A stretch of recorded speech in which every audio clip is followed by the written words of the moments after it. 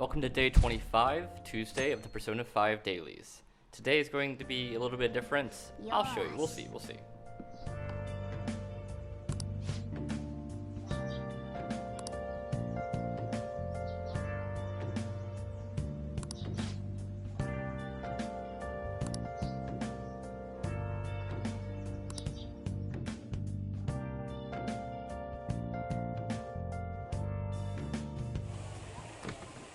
悪いね。なんか催促したみたいで。さて、次の話題。過去の栄光から一転、逮捕された五輪メダリストに一体何が。都内の高校に勤務するバレー部顧問が生徒に問題行為を繰り返していたことを突如告白。顧問の素性が五輪メダリストであったことなどから大きな波紋を呼んでいます。常習犯であった教師が全校生徒の前で突然の告白をした心変わりの裏には何があったのでしょうか。警察は取り調べを通じて詳しい動機などを明らかにする方針です。これどっかで友達がよく青技作ってて怖かったけど、やっと体罰がなくなるからホッとしてます。はい。体にベタベタ触ってきたりとかしょっちゅうあって我慢してました。でもセクハラされっぱなしとか嫌だしよかったです。セクハラの噂はあったんですけど、信じる人の方が少なかったっていうか、やっぱり本当だったんだって感じです。やっと安心して学校行けます。やっぱそうだ。お前の学校じゃねえのか。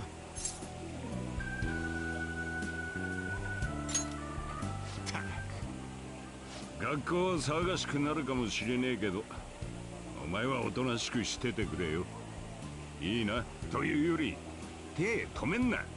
まだまだ頼みたいことあんだからよ。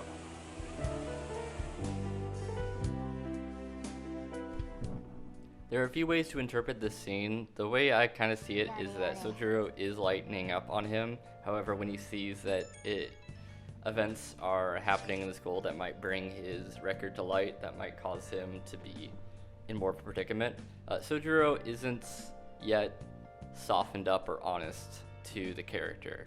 So instead, he's just going to, in his own rough way, keep the protagonist out of trouble by making him focus on working at the shop and telling him to keep his head down. You know, if you really look at it, he is trying to keep the protagonist out of trouble.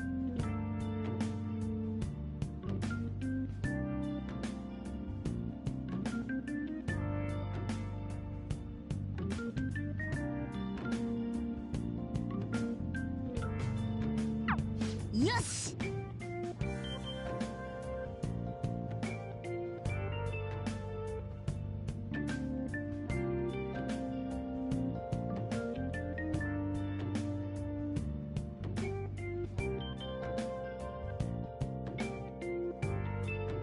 Yosh.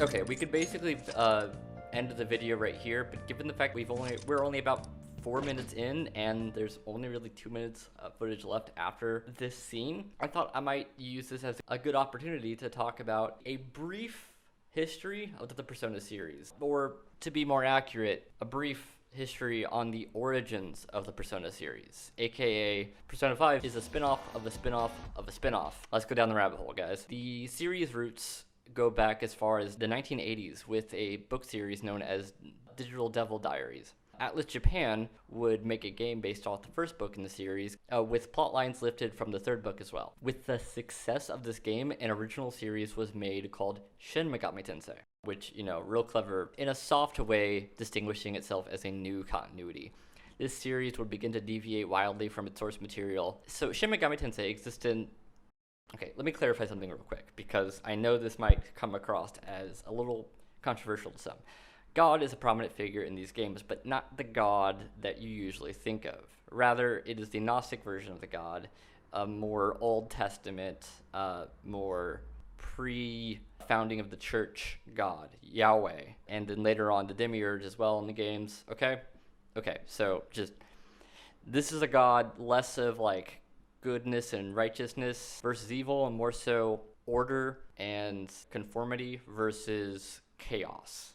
All right, okay, so Shin Megami Tensei exists in a post-apocalyptic world where God decided the world was shit, and so canned the whole thing, only to be betrayed by Sataniel, aka Satan, in this text. These two names are not always interchangeable, but in this case it is, who was at the time the right hand of God, still an angel. What is left of the world is ruin. Basically, by the time of 4, one of the only settlements left in the world is Tokyo, being protected by a magic formed by a previous person in the series, with demons all over literally the goddamn place. The player character would not only fight these demons, but also negotiate and recruit these demons to fight. But yeah, they would recruit these demons to fight by their side against a common foe.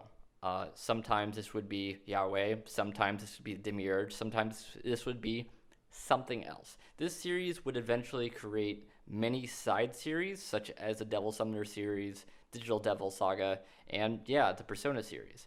Persona began as actually a what-if scenario, where God didn't get the chance to destroy the world, and instead we go ahead to 1990s with nothing big happening up until that point, where the concept of demons is never introduced to this world, and thus manifests instead as shadows.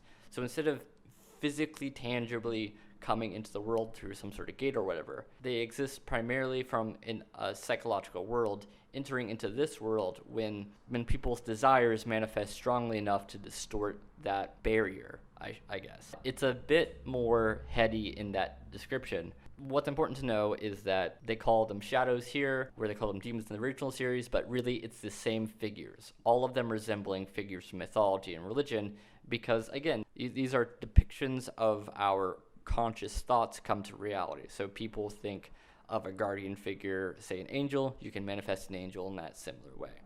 It's not the same as literally manifesting an angel, it's just something that takes that form. So the What If series would eventually lead to the Persona Revelation, which is the first proper game in the Persona series. The second game in the series would push psychological elements even further by introducing the mechanic where rumors manifest as reality, literally shaping what people believe to be true into what is actually true. This is something I mentioned before, that there is a commonality between that and Persona 5 that we start to see with Kamoshida from the beginning, is that rumors have a degree of power. However, we're not seeing them really manifest in the same way as Persona 2 to that degree. So from here, the Persona series as we know it, with the social links, rocking J-pop, Persona fusions and whatnot, has now come into form with Persona 3. And from there, distinction is less profound. 3 and 4 are very consistent in the same form as 5, which is the most recent game in the series, and itself having its own set of spin-offs. So are you confused? Yeah, so am I. That is ultimately why Persona 5 is the first game to drop the Shin Megami Tensei subtitle from its name completely. Atlus, wanting to distinguish Persona as its own independent series, not being attached to Shin Megami Tensei so strongly, though it still exists as a kind of secondary timeline, as it were, if you really look too far into it. But that doesn't really matter. You don't have to play the Shin Megami Tensei series, or even the previous Persona series games, to understand the plot of Persona 5, or Persona 5 The Royal.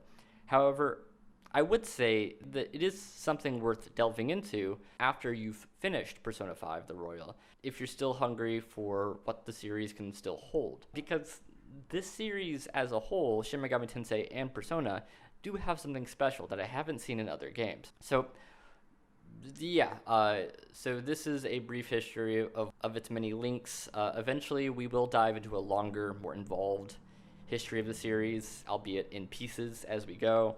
For now, we can get back to the game. I think I have made good enough use of our time. So, shall we? Oh?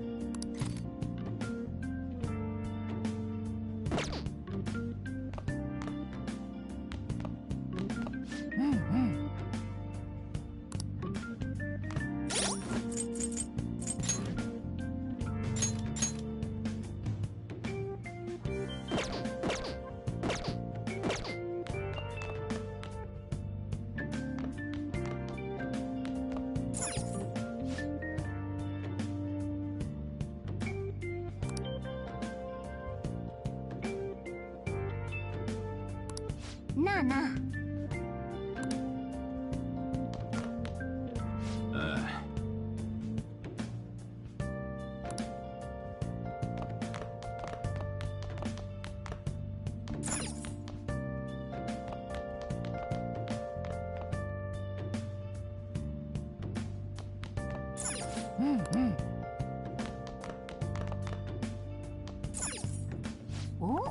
Alright, that'll be the end.